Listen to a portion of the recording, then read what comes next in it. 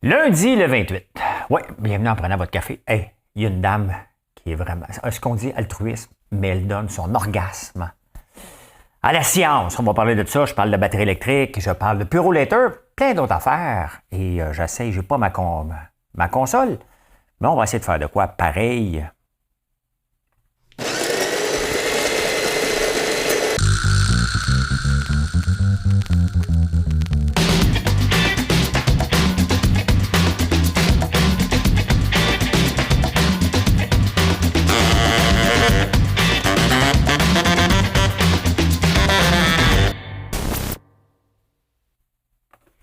Ben voilà.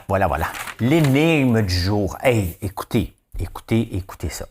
Non, écoutez ça. L'énigme du jour, c'est le décès, on est le 28 novembre, en 1994, le décès d'un homme qui a une série un peu macabre sur Netflix. On va en parler tantôt. C'est une facile aussi, là, c'est des faciles. Les actualités, écoutez, dans les actualités, fini les feux de camp. Il faut être sensible à la cause de tout le monde, OK?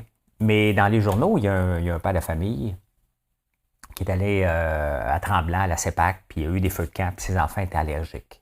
Bon. On n'est pas pour interdire les feux de camp, là. Hein? Non, mais tu sais, il faut être sensible, là. Mais une fois, j'étais dans un avion. Ça en allait, je sais pas, hein, avec les enfants, ils étaient jeunes. Et mon fils est allergique aux noix. Bon, on ne fait pas de cas, on est des parents, puis on fait attention. Tu sais, bon. Hein? Il y a une mère, assez un petit peu plus loin, elle demande à l'hôtesse de l'air, elle demande à tout le monde, pouvez-vous ne pas manger de noix? OK? Respecte ça. Elle demande à l'intercom, ne pas manger de noix, s'il vous plaît, dans tout l'avion. OK? OK? Mais, tu sais, ils nous ont servi des noix au petit lunch, là, au snack. Il faut comprendre et être sensible, mais à un moment donné, quand on a des conditions, ben peut-être que c'est pas non plus à la société au complet de faire des sacrifices au complet. Là. On n'est pas dans une école, là. On est dans un avion, on est dans un feu de camp. Là. Tes enfants sont asthmatiques, qu'est-ce que tu veux faire? Là? C'est sûr qu'il y a des feux de camp. Si on fait des campings, pas de feu de camp, qu'est-ce qui nous reste? Là? Moi, ça me fait réagir parce que pourquoi aller se mettre dans une situation, t'appelles les journaux, puis là, tu dis, ouais, il faudrait faire une enquête là-dessus. Ben non, c'est des feux de camp, là. On se laisse tranquille un peu, là, quand même. Je suis pas contre le gars, là. Ben quand même, hein? Là, tu dis, ouais, c'est sûr, on va faire attention la prochaine fois, puis on va mettre un masque. Je sais pas, moi. Hein? Ici, quand on a eu nos élections, c'était pas mal spreadé égal, hein? Du 15% puis du 40%. Hein? Le gars est rentré avec 40%. Le gros. Si tu étais en Guinée équatoriale, je voulais justement voir c'était où ça, la Guinée équatoriale. Guinée équatoriale. Je voulais checker avant de c'est ça, on fait un show ensemble. Là. La Guinée équatoriale, c'est en Afrique. C'est en Afrique. Je vous montre. C'est ici. Hein? Moi, j'ai déjà été au Bénin. Le Bénin qui est ici, hein, à peu près en plein centre de l'écran. J'étais là une fois pour ouvrir un centre d'appel. Notre café vient ici de la Côte d'Ivoire. Et la Guinée équatoriale, c'est juste à côté du Gabon. Et le Cameroun, la République du Congo. Donc, voilà. Hein? Ben lui, écoutez, le président, lui, n'y est pas. Fait 40 ans qu'il est là. Il y a eu 94,9%. Ça se dit une démocratie. C'est pas une démocratie. Le gars, il est là depuis 40 ans. Tu votes pour lui ou tu te sauves, là, tu sais, quand même. Bon, vous savez que j'ai déjà fait Big Brother. T'es-tu le gars qui a déjà fait Big Brother? Je suis le gars qui a fait Big Brother. N'oubliez pas, je viens de revoir la photo. Je vais vous montrer une dame. Vraiment, là, elle s'est donnée pour la société. Ouais. L'orgasme, vous allez voir.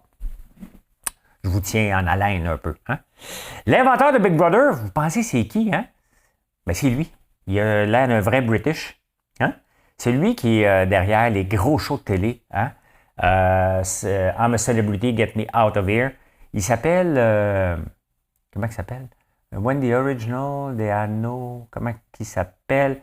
Sir Peter Bazalgette. Hein? Reality TV has overtaken documentary and I don't regret it. C'est vrai, hein? Que les réalités TV, ceux qui n'aiment pas les réalités capotent, là, mais c'est lui qui est derrière Big Brother. Je ne pense pas que c'est lui qui est derrière Survivor, mais c'est vrai qu'on écoute de plus en plus des téléréalités comme ça au lieu d'écouter des documentaires. J'aime les deux. OK? J'aime les deux. Mais voilà, c'est lui qui a inventé ça. Quand même, hein? Il a l'air d'un vrai Anglais. Tu sais, tu te fais une image d'un Anglais, là. C'est à ça que ça ressemble. Hein? Le manteau trop grand. Je pose des petits commentaires sur la mode. Je me prends pour Jean Héroldi ce matin. Je me prends pour Jean Héroldi. Il y a quelqu'un, c'est Chantal, qui m'a fait remarquer ceci, le désert de Tacacma. Il y en a des affaires, je m'excuse à ceux qui ne le voient pas, là, mais vous irez voir. Au Chili, le désert dumping ground for fast fashion leftover. Regardez ça. Un désert où on dompe le linge. Les Chiliens sont un peuple qui consomme énormément. Hein? Et les invendus ou ce qui n'est pas utilisé, Hawaï aux poubelles. Souvent, les marques, ce qu'ils ne veulent pas pour avoir une mauvaise réputation de ce qui ne se vend pas, ben, ils ne le donnent pas dans les outlets. Hein? Ils l'envoient là-bas. Les gens l'achètent ou carrément, ils l'envoient tout simplement aux poubelles d'un coup. Mais regarde, ça, c'est... On parle de gaspillage alimentaire, on parle de faire attention à nos sacs de poubelle, puis faire ci, puis faire ça. Puis là, tu vois un désert comme ça au Chili. Tu sais, c'est quand même décevant. Tu sais, la planète, là, c'est l'histoire de tout le monde. Hein. C'est pas juste nous autres ici. Faut faire nos efforts, puis il ne faut pas embarquer là-dedans. Mais d'un côté, il faut éduquer les gens, puis les grandes marques. Là. Les grandes marques qui envoient leur linge là-bas, il faut faire commencer à les regarder un petit peu comme ça, puis dire tu continues à acheter de toi? Hein? On a vu Balenciaga hier, là. Ben là, c'est ça. Hein? Tu sais pas de quoi je parle, Balenciaga? T'as manqué le show hier? Va le revoir. J'ai même pas de son. Des fois que ça t'énerve, j'ai même pas de son. Hey, non, ça, c'est intéressant. L'indexation de l'âge de la retraite. Hein? Parce qu'il ne faut pas oublier qu'avant, quand on prenait notre retraite à 65 ans, l'âge, hein, il nous forçait à la retraite parce qu'on mourait au travail. Là. C'était l'âge de décès était à peu près 68 lorsqu'ils ont mis l'âge de la retraite à 65. Maintenant, on est plus rendu à 85, hein, à peu près, 78-80. Ici, on n'a pas vraiment d'âge de retraite obligatoire, mais dans d'autres pays, oui. Hein? Et là, au UK, l'âge de la retraite est à 62,4. Là, ils veulent la monter jusqu'en 2031 à 68 ans, parce qu'on vieillit de plus en plus et ça va aider pour le déficit. L'Angleterre est pris avec des déficits monstres, mais même ici, on veut les garder pour la pénurie de main-d'œuvre. Donc, on veut les garder le plus longtemps possible. En France, ils vont monter aussi l'âge de la retraite tranquillement. Puis c'est un grand débat en France. Là, vous ne pas travailler. Non, mais c'est pas le peuple le plus productif. Là. Je les aime, les Français. Là. Hein? J'aime la France. Mais c'est pas le peuple, en général, le plus productif. Ils sont même un petit peu moins productifs que nous autres. Là. Quand même. Hein? Donc, ils veulent monter l'âge de la retraite jusqu'en 2031 à 65 ans. De 62 à 65 ans, justement, pour l'indexation, parce qu'on vit longtemps. T'sais, avant, c'est sûr, les plans gouvernementaux, la RRQ puis le Régime de pension du Canada, 65 ans, 3 ans sur le bras du gouvernement. Ben, pas sur le bras, on l'a mis notre argent. C'est notre argent. Mais ouais, bête au prochain, là. Non, plus maintenant, pendant 90 ans, puis là, les actuaires tapent du pied. Vas-tu mourir? Lui, j'ai des stats à faire rentrer, là, et je vous présente, tiens, la voilà. Hein? Elle s'appelle Cara Delevingne et elle a un show qui s'appelle Sex Show, hein? Planète Sexe. Allez, écoutez ça, en cachette. Ça va être un peu comme le podcast de Lisande Nadeau, j'imagine. Là. Elle ressemble un peu à Lisande, d'ailleurs. Elle a décidé de jouir et un coup qu'elle a joui, elle donne... ils vont prendre une prise de sang pour voir qu'est-ce qu'on peut faire avec ça. Y a-t-il quelque chose dans le sang? En tout cas, elle a donné son orgasme à la science, hein, quand même. Vous l'avez bien vu, là? Bon, allez la googler maintenant. Hey, au Québec, quoi faire? My God. Non, c'était un bon sujet, là. Quoi faire avec les... Oh non. Je suis pas capable de me relire, tabarnouche. Quoi faire avec les... Oh non. Ah, merde. Je suis obligé de sauter un sujet. Bon, revenez demain. Quoi faire avec les... J'ai même relu tantôt parce que je n'étais pas sûr. Les églises! Ouf! Hey, tabarnouche. Regardez ça. Quoi faire avec les églises, là, au Québec, là? Le voyez-vous, là? Je suis pathétique. Bon. Quoi faire avec les églises? Il y a un article, puis on se pose la question à chaque fois. Le problème, tu sais, c'est on ne les visite pas, nos églises, puis on ne fait rien dedans. Donc, c'est soit qu'on les démolisse, soit qu'on les transforme en condos, mais tu sais, on ne peut pas garder... déjà, on ne peut pas demander à la paroisse. Une chose qui est sûre, là, OK? On ne peut pas demander aux municipalités et aux citoyens de financer des églises. Hein? C'est un objet religieux et on le sait ce qui s'est passé là-dedans. Là, on ne le sait pas, mais il y a tellement de plaintes qu'à un moment donné, on peut s'imaginer qu'il y a des affaires pas trop catholiques qui s'est passé. Joke! Hein? Mais non, il ne faut pas financer ça. Si on n'est pas capable, il va falloir commencer à penser à démolir nos églises. Est-ce que c'est un pan de notre culture, de notre histoire qui va disparaître? Ben oui, regardez Anne-Trame-la-Paix, moi, mon église a passé au feu. Donc, c'est sûr qu'il n'y a plus d'église, mais est-ce qu'on s'en porte moins bien? Non. Non. Donc, on se demande quoi faire, puis c'est toujours le scandale. Je ne sais pas si j'habiterais dans l'église, je suis quand même un peu superstitieux, là. Mais voilà. Hein? Non, on ne met pas une scène là-dedans. L'argent d'étiquettes. Hey, ça, les trappes à tickets, là. En Angleterre, j'ai essayé de trouver les chiffres. Si quelqu'un les a, vous me le direz, là. Mais les trappes à tickets, ici, on dit que c'est pas des trappes à tickets. Bon, moi, je pars sur la 15 à toutes les fois que je m'en viens au chalet. Et il y a une place qui n'a pas rapport. À Blainville, il n'y a pas rapport. On pourrait rouler 300 km/h là, tout seul, puis on ne fera pas de mal à personne. Là. C'est pas dangereux. C'est pas une place qui a déjà eu des accidents. C'est juste te pincer. L'autre jour, j'en ai pogné un, moi, de la nuit. Il avait mis out of nowhere. J'ai pogné l'étiquette. L'affaire, c'est que j'ai bien vu, Waze m'avait dit qu'il y avait une police. Fait que j'ai descendu à 115. J'ai dit, je ne marchera pas, il est 4 heures du matin. Il est 4 heures du matin. Je suis encore sur le chemin. Non, il m'a pogné à 115. Correct, j'avais dépassé la limite. Là. Mais au UK, c'est 7600 tickets par jour pour 250 millions de pounds.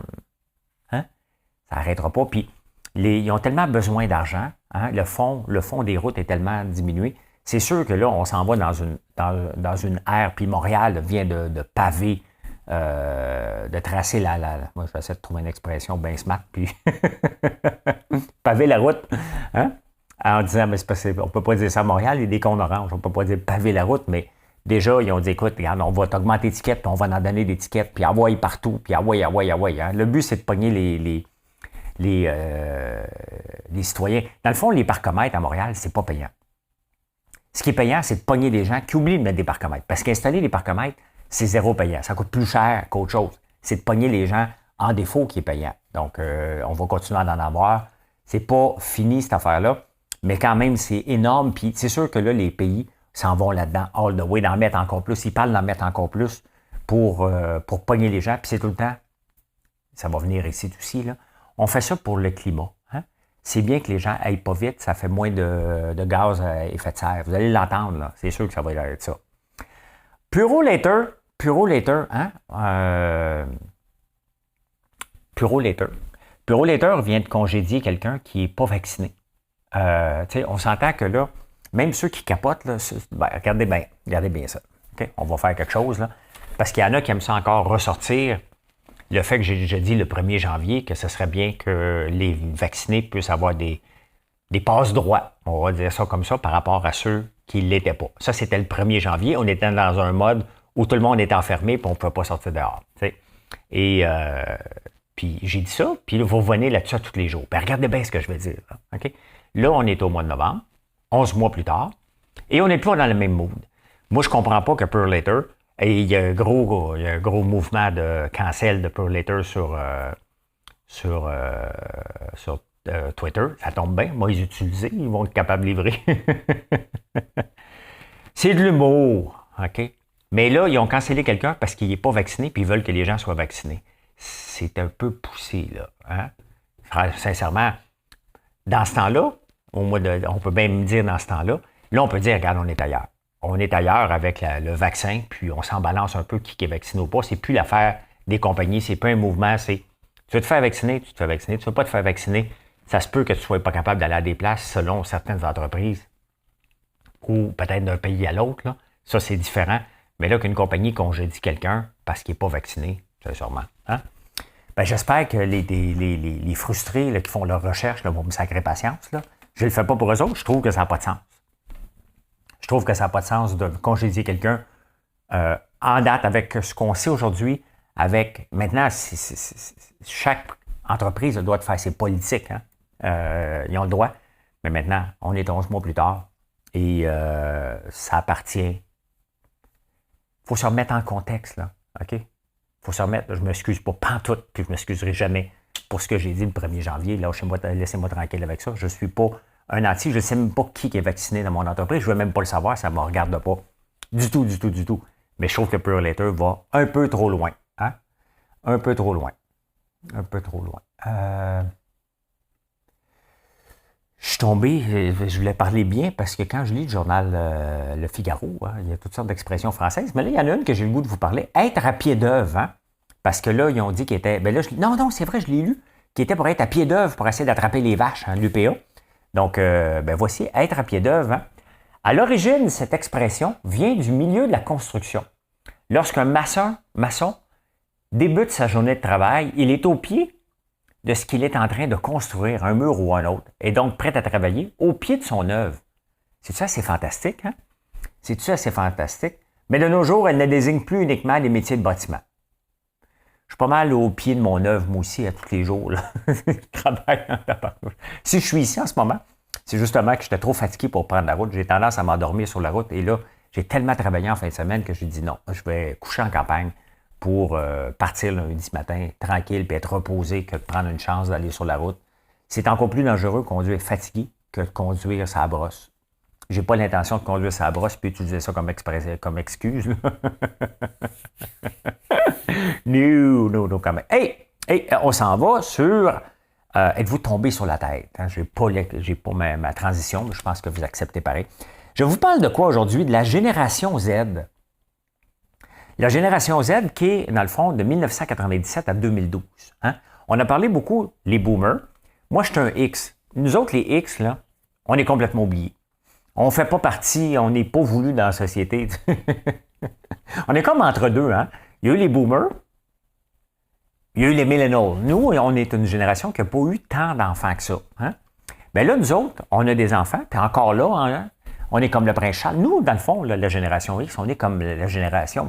Prince Charles est un boomer, là, mais lui, il a attendu tellement longtemps qu'il est comme un X. Hein, parce que les boomers, eux autres, ils ont fait la révolution. Hein, les millennials, eux autres, ils ont mis la moutarde puis la napkin à terre. Hein. Nous autres, tout ce qu'on a fait, on a juste travaillé. On est passé inaperçu. Comme quand tu fais un X, un bulletin de vote. Oui, on vote. Mais les générations Z, hein, là, les compagnies, oubliez les millennials, sont rendus trop vieux. Hein? On les veut plus. On les veut toujours. Hein? Mais là, ce qui nous intéresse, c'est la génération Z. Les autres sont payants. Non seulement ils sont payants, mais ils font des grandes révolutions, entre autres avec l'aide de TikTok. Et j'en ai parlé un peu l'autre jour parce que Tupperware a décidé qu'il voulait laisser tomber les grands-mamans, pour aller attaquer la génération Z. Mais attention, la génération Z n'avait pas besoin de Tupperware pour dire qu'il ne voulait plus être grand-maman. La génération Z, grâce à Harry Styles, le maudit beau bonhomme, là, hein, lui, le maudit chanceux, bien, grâce à lui, maintenant, la génération Z capote sur le tricot. Ils font du crochet. Et c'est une grande tendance. Et c'est spécial, hein, parce que c'est la génération la plus connectée. La plus connectée, c'est la génération aussi qui tripe sur le Coastal Grandmother. J'ai été voir là-dessus. Donc, ils aiment faire du tricot, du crochet. Hein? On le voit, une génération Z qui fait ça. Bon, il n'est pas tellement beau, mais si vous voulez m'en faire un comme ça, je vais le porter. Si quelqu'un veut le faire montrer, là, parce qu'il y a quand même 1,3 million qui viennent me voir seulement sur Facebook. Donc, mettons, sur tous les réseaux, là, je pourrais le porter une journée ou deux. Là. Ça va donner 1,5 million de personnes là, qui vont le voir. Puis, tu sais, la beauté, c'est que personne ne va pouvoir rire de moi. Parce que là, qui va rire d'une génération Z? Hein? Il ne pourra pas dire que tu as l'air d'un boomer, c'est fait par un jeune.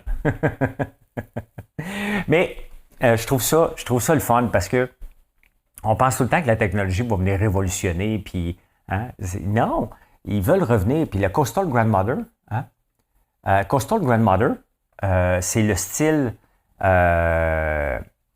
pantalon slack, sandales, et aussi, regardez ça, the phrase brings to mind image of relaxing days spent lounging in a chair avec du lin, outfit, puis un paquet d'affaires comme ça. Donc,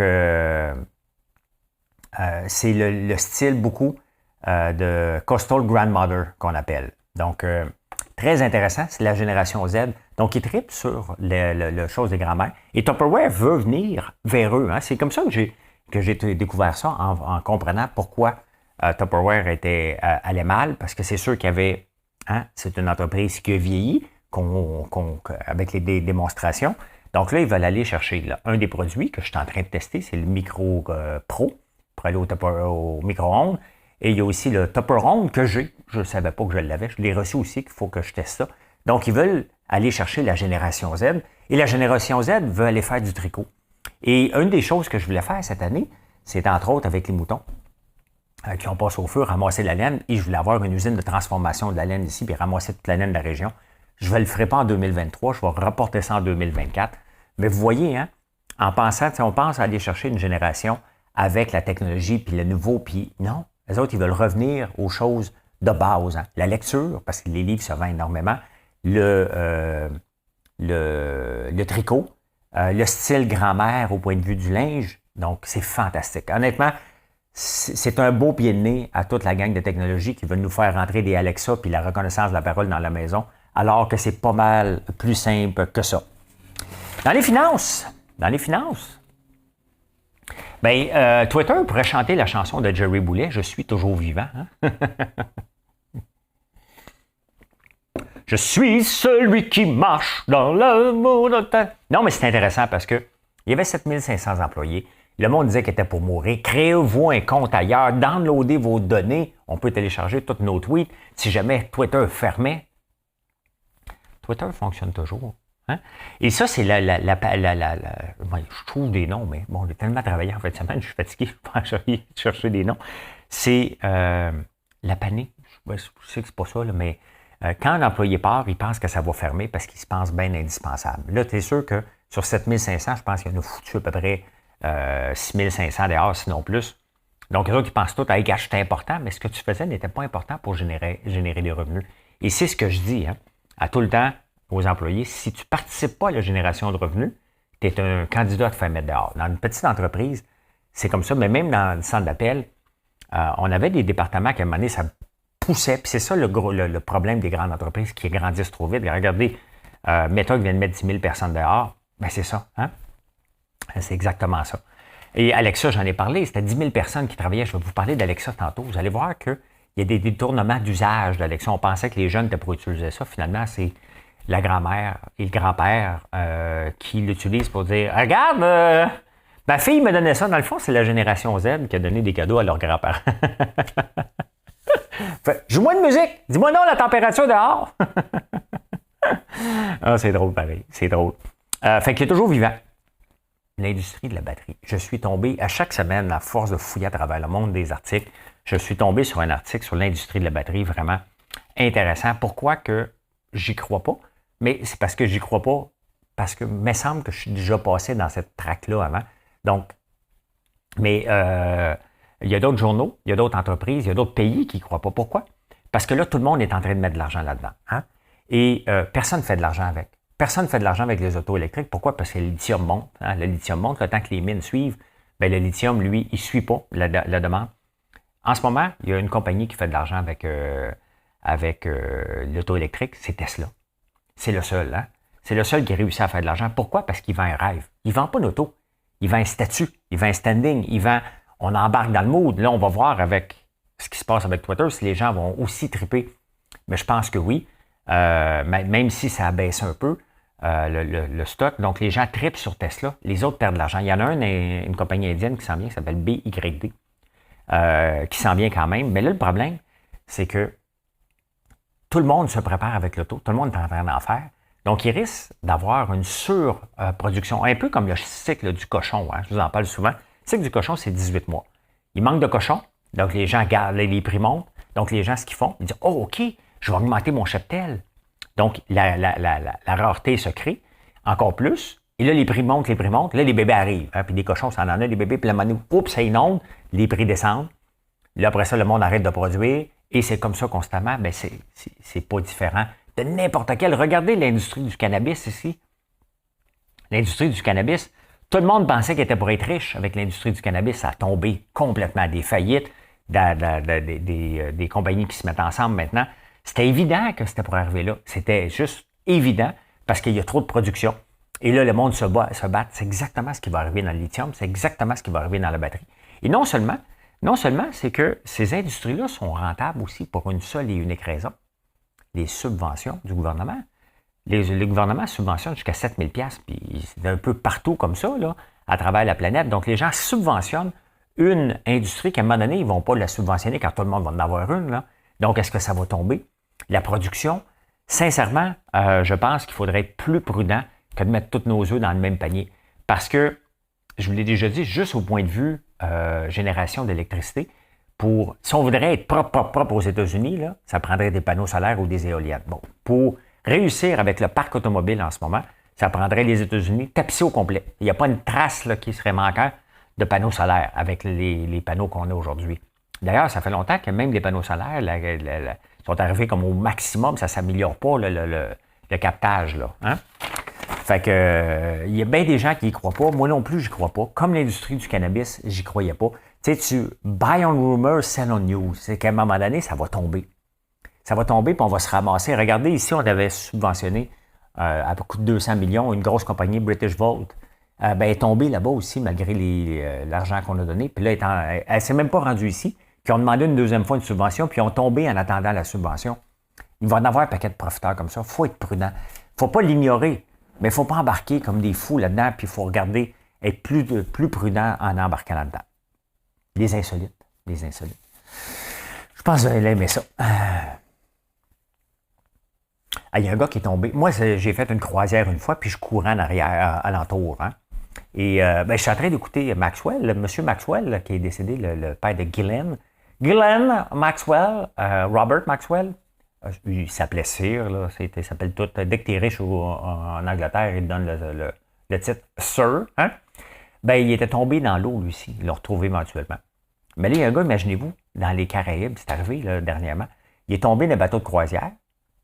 Il était un peu chaud d'ail, puis sa sœur, elle ne l'a pas retrouvé. T'sais. Fait que le lendemain, elle ne l'a pas déclaré tout de suite. Le lendemain, elle dit, écoute, mon frère, finalement, il n'est pas là. Il était tombé dans l'eau. Il a envoyé la garde côtière. Ils l'ont retrouvé 15 heures plus tard. Il flottait. Il a réussi quand même à flotter 15 heures plus tard. Tabarnouche, hein? Ça va être assez fréquent d'être tout seul dans la mer. Pas de bouée, là, tu tombes à l'eau. C'est assez fréquent, hein? Puis il l'a retrouvé, quand même, hein? J'espère qu'il va s'acheter un 649. T'sais. Ah, une romance qui fait mal. Tomber en amour avec un médecin sur TikTok. Une romance qui finit mal. Une fille, une Mexicaine, elle tombe en amour avec un médecin, un chien. Hein? Fait que elle va le voir, elle est en amour. Elle va le voir. Il existe pour vrai, là. C'est pas. Elle va le voir. Ouais. Sauf que lui, il a décidé, un coup qui est arrivé, il a fait un dammer de lui. Il l'a dépassé. Il a envoyé des morceaux un petit peu partout. Il l'a dépassé. Mais le plus beau, c'est que lui, c'est un médecin. Il fait ça sur TikTok déjà. Hein, de montrer on est en train d'ouvrir un corps. Il montrait ça. Sauf que là, c'était son amoureuse qui montrait sur TikTok. Elle a caché le visage. Là. Il est en train de montrer comment elle a disséqué sur TikTok. Oh, un cœur! Il faut être malade en tabarnouche. Hein? Faut être malade en tabarnouche. C'est un Péruvien. Lui, elle, c'est une Mexicaine. Au moins, il parlait la même langue. Là. Je ne sais pas pourquoi je viens de dire ça, parce que c'est complètement stupide. Il y a quelqu'un qui est mort quand même. M'excuse. Il est Kanye West, Adidas. Hein? Lui, il travaillait avec Adidas pour faire des souliers. Puis des fois, les employés manquaient de créativité. Fait qu'il leur faisait écouter de la porn. Pas n'importe quel. Ce gars-là veut se présenter comme président des États-Unis. Il leur montrait son sextape avec Kim Kardashian. Parce que c'est comme ça que Kim Kardashian s'est fait connaître. Hein? En ayant un sextape comme par hasard avec Kanye West. En tout cas, c'est un sextape qui a été payant parce qu'ils sont milliardaires, là, une couple de sœurs là-dedans. Donc, oui, il a fait écouter de la porn. Fait que moi, j'ai chassé out tantôt. Hein? On va aller voir les employés. Il m'a dit, êtes-vous créatif aujourd'hui? Hein? Je lui ai montré une vidéo de moi, Marilyn. Non, elle n'est pas. Excuse. J'ai aucune photo. OK?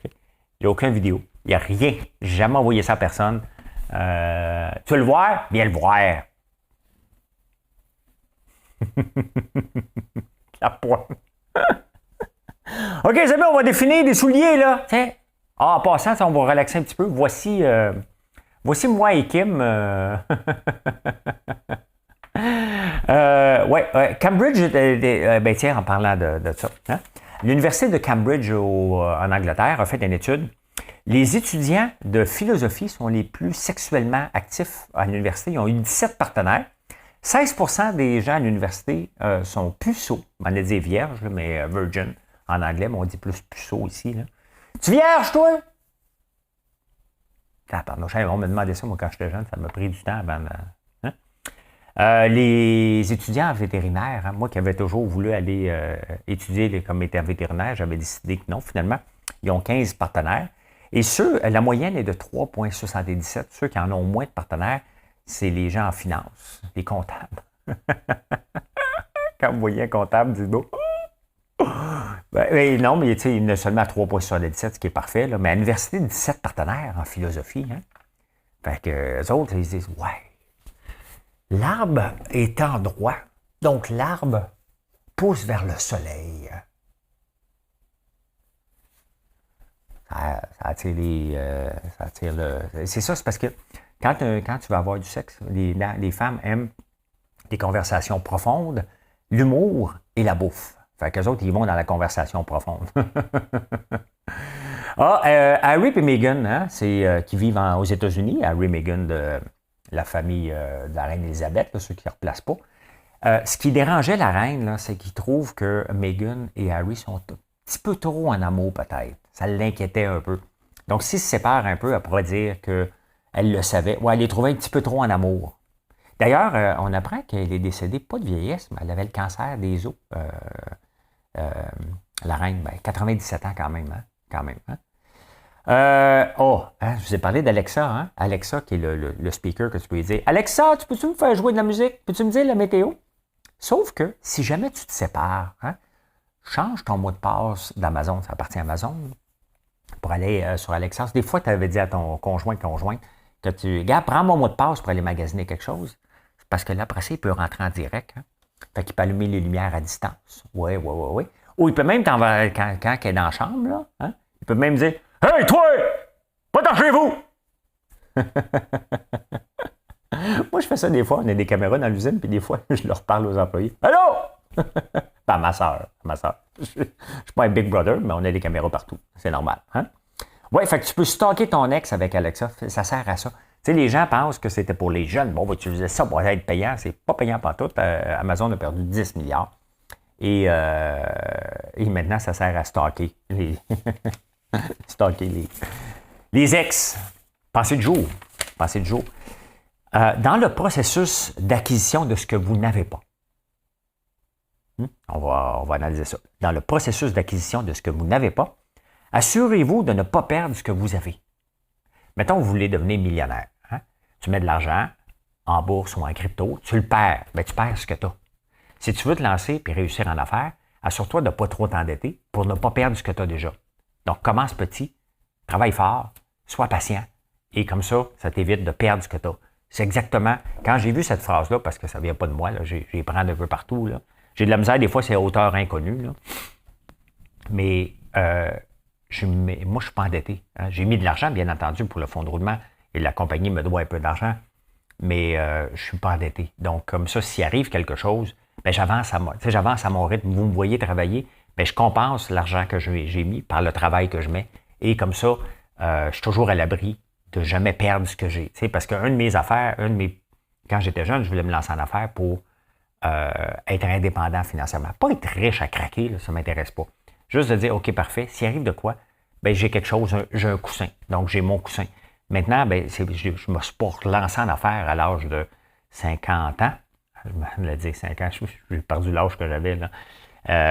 À 50 ans pour dire, là, je vais aller tout brûler. Et surtout que, il ne faut pas oublier qu'il n'y a pas d'âge pour se lancer en affaires, mais à 50 ans et plus, les TDAH, dont je fais partie, on a tendance à se penser invincible et commencer à faire des gaffes. Ce que je ne veux pas faire et c'est exactement ce que je fais attention. Elon Musk est un TDA aussi, hein, Asperger, et il a 51 ans. Et peut-être Twitter et peut-être celle de trop. Il y a souvent, c'est le pattern des TDAH à un moment donné. On réussit, on se pense invincible, puis à un moment donné, vers 50 ans, on est un peu moins rapide. que je le veuille ou non. Je ne pense pas que je le suis, mais probablement que je le suis moins rapide mentalement qu'à 20 ans. Là. Je pense que c'est normal. Fait que voilà, hein? Dans le processus d'acquisition de ce que vous n'avez pas, assurez-vous de ne pas perdre ce que vous avez. Je trouve ça intéressant. L'énigme du jour, écoutez, c'est simple. Là. Le 28 novembre 1994, Dahmer de la série Dahmer de Netflix s'est fait tuer dans sa cellule par un de ses... Il était 3 dans la cellule. Qui c'est qui voulait partager la cellule avec Dahmer? Il n'était pas comme enfermé dans une, lui. Tabarnouche, la nuit, moi, je capoterais en tabarnouche. Ben, c'est ça, il s'est fait tuer en prison. Je ne le savais pas parce que je ne me suis pas rendu jusqu'à la fin. Fait que c'est pas comme si je vous donnais un spoiler de la série Netflix. Je ne l'ai pas écouté jusqu'à la fin. À un moment donné, je trouvais ça trop macabre. Fait que j'ai besoin d'un peu de pause macabre, un peu. Eh bien, voilà comment j'ai vu l'actualité en ce beau lundi, le 28. Merci de nous avoir choisis. J'ai travaillé très fort en fin de semaine, puis je vais travailler encore fort toute la semaine. Les employés sont contents. On a énormément de commandes. Et merci de cette confiance-là, parce que c'est une confiance que vous nous donnez et on va vous la rendre en livrant le plus rapidement possible. Merci pour ça. Je vous souhaite une excellente journée. Venez nous voir sur françoislambert.com ou dans un point de vente. Très apprécié. C'est comme ça qu'on grandit une entreprise. Hein? Bonne journée.